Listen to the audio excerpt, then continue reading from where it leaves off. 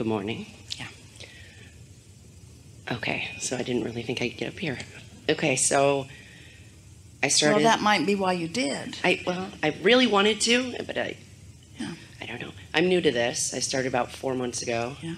You're not new to vibration, and you're not new to the universe responding to your vibration. Yeah, and you're not new to emotion, and you're not new to knowing that you prefer to feel good. In other words, you're not new to this. You're old to this. Very true. I'm new to your teachings, Yeah. I should have said. So I wanted to Well, share... we just want to ask you, Okay. when you first got here, did any of you go to school for those important instructions about gravity? No. Did the teacher say, you need to know about gravity, because if you don't know about the law of gravity, you might walk outdoor and just float away. There's just some things you don't need words about, and law of attraction is one of them. I get it. Yeah. We're just wanting you to stop arguing for the limitation of being new to this, because there isn't any. You're right, Maggie. Okay, yeah. So I have an exciting story about something that I manifested. Just getting here is probably the biggest thing that I've, even tried to manifest. Everything has fallen into place with, getting the money and everything. And so it was great. So a friend that I came with works for the airline, and so she got me a standby ticket. So I'm flying from Cincinnati, and I get to the airport at 8 o'clock, and the first thing that happens is they give me a priority pass, so I get to skip through the line at the security. And I was like, well, that's great. I'm going to get on this flight. And I didn't. And so I was like, oh, man. So there's another flight. I'm like, I'm definitely going to get on this. I'm going to a seminar for the law of attraction.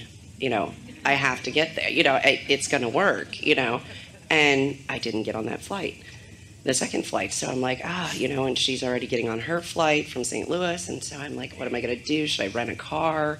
And then she said, well, maybe you could fly to New York, and then from New York, fly to Chicago, and then, you'll get here at like 7:30. And I was like, so... Take the path of most resistance, yeah. Yeah, that's the way I felt about that one. So then I go to, and I ask the lady at the desk if, can I get on the flight to New York? And she's like, well, you're trying to get to Chicago, right? And I said, yeah. And she said, well, there's a crew over here who is waiting for their plane that had been broken down yesterday or something, and it's about to pull up, and they're flying to Chicago, and I can probably get you on that flight. I got on that flight. I was the only passenger. I had the entire plane to myself. It was me and 3 crew members. And the best was, the little flight attendant came over and gave me the little speech on, not over the microphone, just standing in front of me, and, your seats are flotation device. I was like, yeah, I got it, I know. And then, but the best was, right before we take off, I hear the pilot say, ma'am, we will be taking off shortly. And I was like, so I'm, taking selfies, and I'm like, all to my, screaming kids, because this is my kid-free weekend, and everything. So that was great, and we ended up, my friend is meeting from St. Louis. We ended up getting there right around the same time. And then I was, the shuttle, I haven't seen a shuttle for the, this hotel. And then she gets there, and boop, there it is. I'd stand there for 20 minutes. I didn't see one for the hotel. She gets there it is. So that we get here, and the only room they had left in the block was one with a king-size bed. And I said, we're going to have to share a bed. I know I haven't seen you since we were little kids, but, And she starts to ask if they have double beds, and he said, I was just going to ask you if you wanted to switch to a double bed. And we said, yeah, that would be great. And he said, and I upgraded you to the 10th floor with a balcony and the view of the city. And we just looked at each other like, that's right. So, not only is law of attraction working all the time, but you now have a personal sense of the biggest factor in law of attraction, which is timing. And we really want to point to that, because after everything turned to things, you could tell by the way everyone felt about it how thrilling it is that you had a private jet. It was amazing. A big one.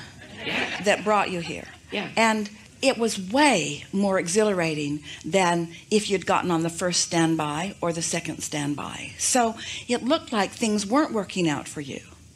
But you didn't lose your resolve or your feeling of well-being about it. And even the thought, as you called your friend and your friend began offering other options, those options, crazy as they were, still diffused your concern, because it made you realize that it didn't have to happen just the way you thought it might happen, or the first way that you thought it might happen.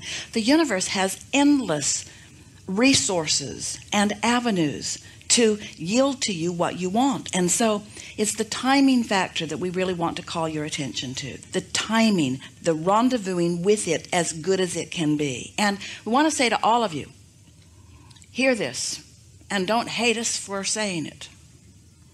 No matter how good it is unfolding, it could be better. No matter how good it is unfolding, it could be better. As you relax into the understanding that the universe is not knocking itself out in the sense that there's effort or struggle involved, but on it and aware of you and considering all details and considering all factors. In other words, the universe knew that you just didn't want to get a ride to Chicago. The universe knew you wanted something really good to happen for you. The universe knew that you wanted to be in the chair giving this message to everyone. In other words, there's so much more involved that you weren't even consciously aware of, that your inner being knew that's in the vortex. When you get in this sweet spot where you begin to let the universe, and as you notice now that you've had this experience, you are forever changed. Your expectation about the way things can work out for you in extraordinary ways has moved light years from where it was. Not from where it was in the vortex, but from where it was in terms of your willingness to accept these things for you. It's really, ma'am, Right. I was like, we're about to take off.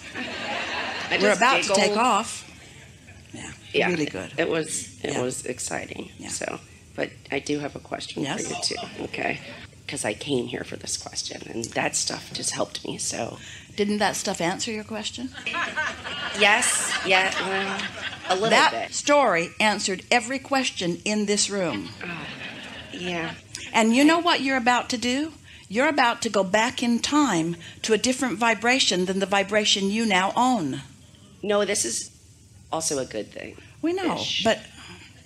Think about what we're saying here. We want to talk about the power of now. Now, you've heard that expressed before, but we want you to really understand what we mean about it, because your inner being, you accept the existence of your inner being. We know that you do. Your inner being never looks back. What we like best is to find you in this room with a question that has just hatched in you just now. We like the motion forward that we're all having together much more than the reaching back into something that happened to me before. And so, is there anything that you could talk about that would be more to your advantage than what you just spoke about? No. Then why would you speak about anything that would take away the vibrational momentum that is underway now? Get out. Okay.